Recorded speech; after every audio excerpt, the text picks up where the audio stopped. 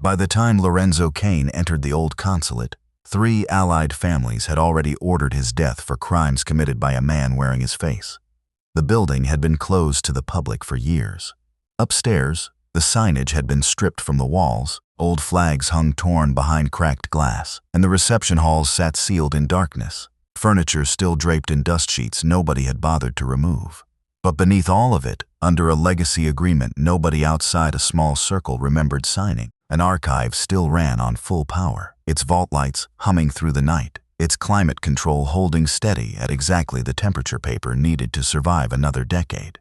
June Mercer was working that vault alone, restoring a tray of fire-damaged documents ahead of a dawn transfer to a new repository.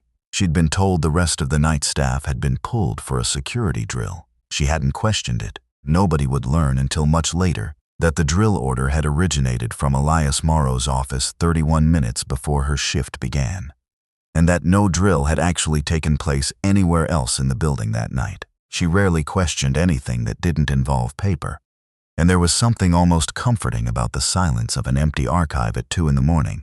Just her, a loop, and several thousand documents that couldn't lie to her the way people could. She wore a dark sweater under her archive coat, her hair pulled back low, her fingertips faintly stained with ink from an afternoon spent on older ledgers. She'd been doing this work long enough that she rarely looked up when the elevator moved. Tonight, something in the sound made her look up anyway. The old freight elevator groaned open behind her. Lorenzo Kane stepped out with 2 men flanking him, one of them Mateo Rusk, the bodyguard who'd protected him since he was a teenager. Lorenzo crossed the room and set a burned diplomatic passport on June's table, without a word of introduction. "Tell me it is fake." June pulled on a pair of cotton gloves. She didn't look at the men. She didn't look at whatever weapon Mateo was almost certainly carrying under his jacket. She looked at the booklet. The cover had charred black along one edge. The laminate had cracked from heat exposure. Smoke had fogged most of the photograph, though a partial entry stamp still survived near the spine. "I said tell me it is fake," Lorenzo said, his patience already thinning.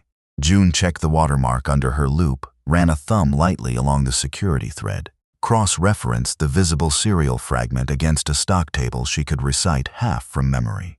She noted the weave pattern in the surviving corner of paper, the exact grade of laminate, the way the char had spread from the outside in rather than the inside out, each detail sliding into place against everything she'd spent years learning to recognize. Then she looked up. "The passport is real." Mateo's hand moved toward his jacket. Lorenzo looked at her the way a man looks at someone who has just handed down a verdict. "But the man using your face is not," June said. But even a document forced into a lie left a mark somewhere, a seam that never quite closed, and June had spent her whole career learning to find those seams. Lorenzo stepped closer to the table. He didn't trust her yet. To him, anyone who could read a passport this fluently could just as easily forge one. "Are you saying I used it?" "I'm saying someone wanted the world to stop asking that question," June said. She walked him through it layer by layer. The paper stock matched a genuine diplomatic lot.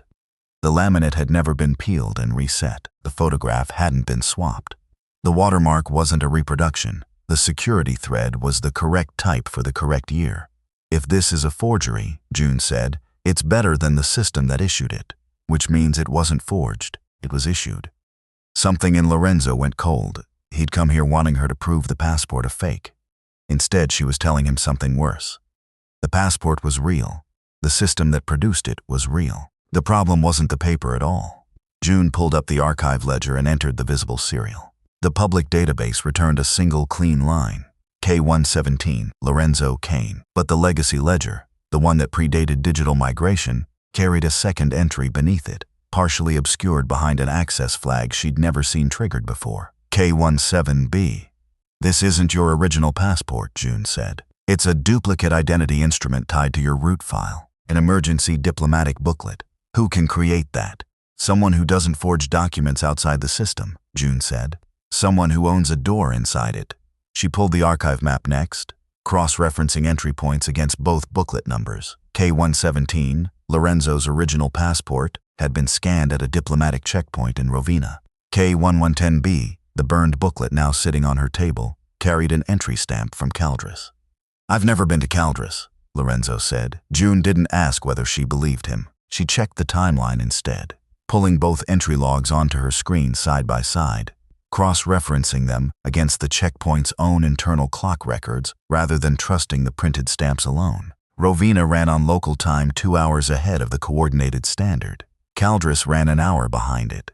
She normalized both stamps against the same clock, watching the numbers align into something that left no room for interpretation. 53 minutes separated them. "A fast plane?" Lorenzo said. June shook her head. 53 minutes wasn't enough time to clear a diplomatic gate, reach an airport, cross half a continent, land, move through a private arrival channel, and appear in front of a camera on the other end, not even accounting for the physical distance between the two checkpoints. She ruled out a time zone error first, then pre-clearance, then a private jet, a military transport, a simple data entry mistake, working through each possibility out loud, methodically, the way she'd been trained to eliminate the easy explanations before trusting the hard one. Both logs recorded physical presence clearance, a person standing at a gate, not a reservation made in advance, not a name entered by an assistant somewhere else. One identity, June said, laying both records side by side. 2 instruments, 2 countries, 53 minutes. Matteo looked at Lorenzo. 3 weeks earlier, he'd taken an order through a diplomatic channel and assumed, without a second thought, that it had come from the real man. Now he understood he might have been following someone else's voice the entire time. "This doesn't prove who the second man is," June said. "It proves he exists." It was the first moment all night that Lorenzo actually listened to her, rather than simply waiting for her to finish. June moved next to the records connected to K1110B directly. A sealed file surfaced on her terminal and immediately began overwriting itself, lines of text dissolving faster than she could read them. She recognized sabotage when she saw it. She triggered a preservation packet on instinct, pushing a copy of the audit trail out to a neutral council archive node before the file could finish erasing itself. One name survived beneath the deletion: Dorian Vale Kane. Lorenzo went very still. There had been old rumors, years back, about an illegitimate son somewhere in his father's history. Rumors the family had always flatly denied. The kind of story told at funerals in low voices and never repeated to his face. He'd never once believed them enough to ask. He didn't fear dying tonight, and hadn't in a long time. What settled into his chest now was something else entirely. The possibility that even if he survived this, another man might keep living under his name long after he was gone, inheriting not just his face but his history, his family, everything he'd spent his life building. They hadn't simply stolen his name. Somebody had spent years teaching another man how to wear it. June recovered a few more fragments before the connection dropped entirely. A protected dependent file, a relocation record, an identity adaptation authorization, a set of post-operative identity photographs, and a signature at the bottom of it, all belonging to a man named Elias Morrow. Not a complete surgical record. A record of someone being quietly prepared over years to be mistaken for someone else. "This isn't enough to say he became you," June said, "but it's enough to say someone prepared him to be mistaken for you." Lorenzo studied the old photograph of Dorian as a young man. Not identical, close enough, the same jaw, the same eye color, the same underlying bone structure that ran through the Kane bloodline. With the right surgical adjustments, the right lighting, a camera with poor resolution, and witnesses who'd already been told in advance who they were meeting, Dorian could move through the world wearing Lorenzo's name without anyone looking twice. June pulled up the assassination contract next, the one that had turned 3 allied families against him. The signature matched Lorenzo's in shape. The rhythm was wrong. "He copied your signature by sight," June said. "Not by muscle. That's a clue, not a verdict." "Then what is the verdict?" Lorenzo asked. "Lies rarely stand alone," June said. She began assembling the evidence into something resembling a shape. The 2 booklets, the normalized timestamps, the camera stills from both checkpoints, the sealed dependent file, Elias Morrow's signature, the preservation packet already sitting safely outside this building. Lorenzo looked between the 2 photographs on her screen. One was him, one looked like him, but not entirely. June pointed to their hands. Both men wore the Kane family ring, but Lorenzo's had left an uneven callus mark along one edge, from a fight when he was 19 that had bent the band slightly out of true. Dorian's ring had worn a perfectly even groove into his skin, a mark made to look right, not a mark made by history. "2 men can wear one face," June said, "but they don't carry the same history on their skin." The lights in the archive cut without warning. Emergency lighting flared red along the ceiling, and a voice crackled through an old speaker system nobody had used in years. "Careful, brother. She reads paper. She doesn't read blood." Dorian had found them, not by accident. The moment June had touched his sealed file, an old legacy alert had gone out. The packet she'd pushed to the neutral node had already arrived safely, but its automatic certification and release to the full council wouldn't trigger until dawn, which meant Dorian still had a narrow window to discredit her, reclaim the passport, and make sure that when the packet finally opened, nobody would believe what was inside it. The archive locked down around them. Dorian didn't walk in yet. Instead, he appeared on the room's old secure wall screen, timed to the exact moment the Kane Council and representatives from 3 neutral families connected to a pre-dawn tribunal feed. Dorian introduced himself to that tribunal as the real Lorenzo Kane. He accused the man standing in the archive of being a desperate traitor, coercing a records clerk into fabricating evidence to save himself. Then he produced a document of his own, a hard copy authorization scan, granting approval for the creation of booklet K11B. The name on the approval line was June Mercer. Mateo turned to look at her. One of the council elders, watching remotely, asked flatly whether that was her clearance seal. June didn't answer right away. The seal looked correct. Her name was spelled correctly. The access line matched a real internal format. She sold him a lie because he needed one, Dorian said. Elias Moro's face appeared beside Dorian's on the feed, calm in a way that unsettled June more than Dorian's confidence did. He'd spent decades in rooms like this one, advising Lorenzo's father, learning exactly which levers moved which men. "Governments don't identify men," he said. "Men like me decide what governments remember." June felt something old and familiar tighten in her chest. Her father had been an archivist too, decades earlier, before he disappeared after refusing to alter an identity record for a family with more money than patience for the truth. She'd grown up believing 2 things at once. People lied to survive, and documents lied only because someone powerful had taught them how. Here was a different powerful man, in a different archive, trying to do to her exactly what someone had once tried to do to him, turn a keeper of records into a manufacturer of lies, and then discard her the moment she stopped being useful. Lorenzo looked at June, and for one terrible second the old suspicion crept back into his face. Dorian saw it happen and smiled. Even he knows what archive clerks can be bought to do.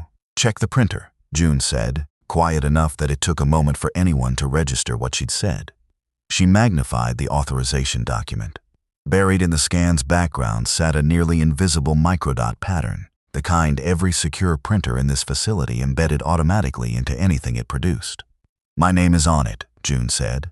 "My hand is not, and that printer died 6 months before I was ever given clearance to this floor." Elias dismissed it on the feed as technical noise.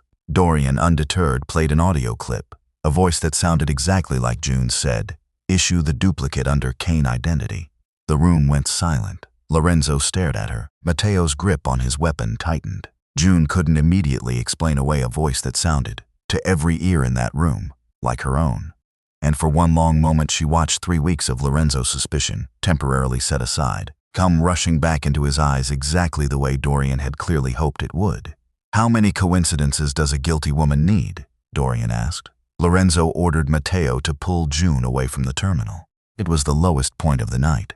June didn't plead. She didn't cry. She thought, briefly and without much surprise, of her father and of how easily a room full of powerful men could decide a document keeper's fate faster than they could decide anything else. "You brought me a burned passport and asked me to lie for you," she said. "I told you the part you hated most. If I wanted to sell you a comfortable truth, I would have given you the lie you actually paid for." Lorenzo stopped Mateo with a raised hand. It was not proof of the passport. It was proof that June had never once shaped the truth to please him. June had never once told him something that benefited him. She'd only ever told him what was true, even when the truth put a target on her own back instead of his. "No one touches her," Lorenzo said. June turned back to the audio file and opened its waveform. The recording hadn't been made in this room, in this building, or possibly ever, as a single continuous sentence. It had been assembled from 3 separate archive training clips, the same kind of recordings Elias had used to teach Dorian how to imitate a voice that wasn't his own. Once again, Elias hadn't built a lie from nothing. He'd built it out of real fragments, stitched together until they sounded whole. June's credibility came back in the room the way a held breath finally releases. Then the archive door opened, and this time Dorian walked through it himself, moving with the deliberate, unhurried confidence of a man who had rehearsed this exact entrance more times than he'd probably admit. The lockdown Elias had triggered had quietly disabled every registered weapon in the room through the building's old magnetic security seals, a system meant to protect diplomats from each other decades ago, still functional, still obeying whoever controlled the terminal. Mateo's weapon was dead metal in his hand, and Dorian knew it before he ever crossed the threshold. He wore black, the same way Lorenzo did. He stood nearly the same height, carried nearly the same jaw, spoke in a voice close enough that Mateo genuinely didn't know, for one long second, which man to point his weapon at. His eyes moved across the room the way Lorenzo's did, scanning exits before people, and for a fraction of a second even June felt the pull of it, the uncanny sense of watching a reflection that had learned to walk on its own. Not a perfect match. Close enough to work, on cameras at a distance, in front of strangers who'd already been told what they were about to see. On the secure feed, the Kane Council and the neutral families watched in real time, their faces arranged in small windows along the edge of the screen, none of them speaking, all of them waiting to see which version of this story would hold up under scrutiny. Dorian needed June broken in front of them. If she confirmed him, he won everything he'd spent years building toward. If she stayed silent, the council would authorize the kill order against the real Lorenzo before sunrise, and no correction after the fact would bring him back from it. "I don't need his face to know who he is," June said. She started with the evidence turned against her. The forged authorization traced to a decommissioned printer, the spliced audio pulled from training archives. Her credibility restored, she moved to the ledger itself, laying out K11E and K11B side by side, both manufactured inside the same real system, the duplicate hidden beneath an identity shield Elias himself had signed. "This wasn't forged outside the system," she said. "It was manufactured inside it." She placed Rovina and Caldris beside each other next, timestamps normalized, 53 minutes apart, both logs showing physical presence rather than any kind of remote clearance. "One man cannot leave a physical record in two countries 53 minutes apart," she said. She opened the protected dependent file, Dorian's real name printed across the header, his birth father listed as the Kane patriarch, Elias Morrow's signature on the relocation and identity adaptation paperwork beneath it. Dorian's expression finally lost whatever confidence it had been holding on to. Then June asked both men to sign. Same pen, same archive paper, same posture. Both men seated at the same angle under the same light. A plain signature first, then a line of dictation, then a sentence that existed nowhere in any archive sample either of them could have studied in advance. "I inherit only what I can carry." Dorian's three signatures came out nearly identical, each one a careful redrawing of something he'd memorized, rather than something that simply lived in his hand, his pen moving with the faint hesitation of a man copying a shape rather than producing one. Lorenzo's varied slightly each time, the way real signatures do, while the underlying rhythm stayed exactly the same beneath the variation, the same pause, the same small hitch, present every time without him ever thinking about it. "Real signatures vary without losing their rhythm," June said. "Yours repeat, because you're drawing a memory instead of writing one." She set the assassination contract beside Dorian's freshly signed sample. Same hesitation, same pressure transition, same small, telling flaw, carried over from a scanned template rather than a lived habit. "Faces can be copied," June said. "Paper remembers pressure." She pointed to the small pause in the middle of Lorenzo's letter K, a hitch consistent across more than a decade of samples, first appearing in a passport issuance file, dated the same year a fight had broken one of his fingers at 19. It wasn't proof on its own. It was a pattern that started exactly when the injury did, and never once disappeared afterward. Dorian had learned the shape of that signature from photographs and scans. He'd never learned the injury that made it, because he'd never lived through the fight that caused it. Then she pointed to the ring again. Not the callus this time, but the hand it sat on. Dorian wore it on the correct hand according to every public photograph on record, exactly where the archive's visual materials would have shown him to wear it. But the real Lorenzo had moved his ring to his left hand after his mother's funeral, a small private decision made in grief rather than for anyone's benefit, a detail that had never appeared in any public file, only in a family record that had never been digitized and sat, until tonight, in a drawer nobody outside this building had opened in years. The callus had proven a body's history, This proved something else, that Dorian had studied every version of Lorenzo the world could see, and none of the version only grief had written. Dorian had studied the wrong version of history, thorough in everything except the parts that had never been written down. He lost his composure completely. "Blood keeps the door," he said, the old Kane family greeting, spoken to a room full of strangers. Lorenzo looked at him. That phrase existed in exactly one place. An old recording of his father speaking privately with Elias, decades earlier. His father had stopped using it entirely after his wife's death. Dorian had learned the words from a file. He'd never learned the grief that had made his father stop saying them. "He learned your family from records," June said, "not from grief." Dorian's control broke completely, years of careful rehearsal falling away in a matter of seconds until what remained looked almost nothing like the man who'd walked through that door. "He gave you his name before you could even speak," Dorian said. "He gave me his face and taught the world to pretend it belonged to no one." "You could have demanded a name of your own," Lorenzo said. "No one listened until I used yours." He drew a weapon of his own, unregistered, untouched by the same seals that had silenced everyone else's, and he didn't aim it at Lorenzo. He aimed it at June, the only person in the room capable of making his face stop working as a passport into someone else's life. Lorenzo pushed her behind him and disarmed Dorian before the shot could go anywhere near her, but he didn't kill him. "If you kill him before the record opens," June said quickly, "the world will only ever see Lorenzo Kane murdering a man who wears his face." Lorenzo stopped. He could end the man who'd stolen his name in a single motion. But to actually take his name back, he needed Dorian alive long enough for the record itself to change. Neutral Council security took custody of Dorian on the spot, his composure finally gone, his voice dropping into the same flat confusion of a man who had spent years rehearsing a role that had just stopped working in front of the only audience that mattered. Elias was taken into the Council's custody at his own control terminal, pending tribunal. The preservation packet June had pushed out earlier, already sitting safely with the Council's archive, well beyond his ability to erase it no matter how many systems he still technically controlled.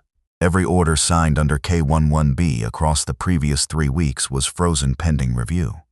Among them was a contract against Adrian Voss, the broker who'd held the truce between the 3 allied families together for a decade. A kill order Matteo himself had helped clear a path for, pulling Voss's usual security detail after receiving a directive that had carried Lorenzo's identity and none of his actual voice. Voss was still alive. The order, suspended with hours to spare, would never reach him now, and Matteo would carry the knowledge of how close he'd come to being the hand that ended a peace he'd sworn to protect. Lorenzo's real identity finally began the slow process of being restored across every system that had quietly written him out of it, one flagged database at a time. None of it happened because Lorenzo had more guns in the room than anyone else. It happened because June had kept the evidence alive long enough that the system could no longer pretend not to see it, and because, when it mattered most, she had refused to let anyone rewrite what the paper actually said. Dawn came through the consulate's broken windows not long after, thin gray light catching the dust still hanging in the air from a night that had rearranged more than anyone in that room would fully understand until morning. Elias lost every diplomatic privilege he'd built his influence on, and every other identity shield he'd ever created was flagged for its own separate audit, a slow unraveling that would take investigators months to fully trace. Lorenzo hadn't won everything yet. His name still needed to be cleared through every system that had recorded the lie. His allies still needed convincing. The false contracts still needed to be formally undone. But for the first time in 3 weeks, the world had actual proof that Lorenzo Kane was more than whatever a camera happened to catch of his face. He stood in front of June as the light came up through the broken windows above them, the vault around them finally quiet again after a night that had asked more of both of them than either had expected to give. "You were the only person in that room who didn't trust my face," he said. "Faces are the least reliable part of a record," June said. Lorenzo placed the burned K17B passport into an evidence envelope, already formally canceled by the Council before dawn. He sealed it, then slid it across the table toward her, the same table where he'd first demanded she call it fake, not a surrender of his living identity. A transfer of chain of custody to the one person in the building he trusted not to bend it for him. "Keep the record," he said. "I'll keep the name." June stamped it received, the sound of the stamp oddly final in the quiet room. "Protection isn't trust. No, Lorenzo said, but it's where I know how to begin. She didn't forgive him quickly. He didn't ask her to. When he finally turned to leave the archive, Matteo already waiting by the elevator, he didn't order her to follow him anywhere. He only paused at the door. Next time I need the truth, he said. I won't ask you to lie first. June looked down at the canceled passport sitting in its envelope, then back up at him. Next time, bring fewer guns, she said. I might actually look at your face. Something close to a smile crossed Lorenzo's expression, not quite one. Close enough that Matteo, watching from across the room, finally recognized the man standing in front of him as the real Lorenzo Kane, not because of anything in his face, but because for the first time all night, he didn't need anyone to be afraid of him in order to be believed. By dawn, June Mercer had proven that a face could be copied, but a life left pressure no imposter could ever fully erase.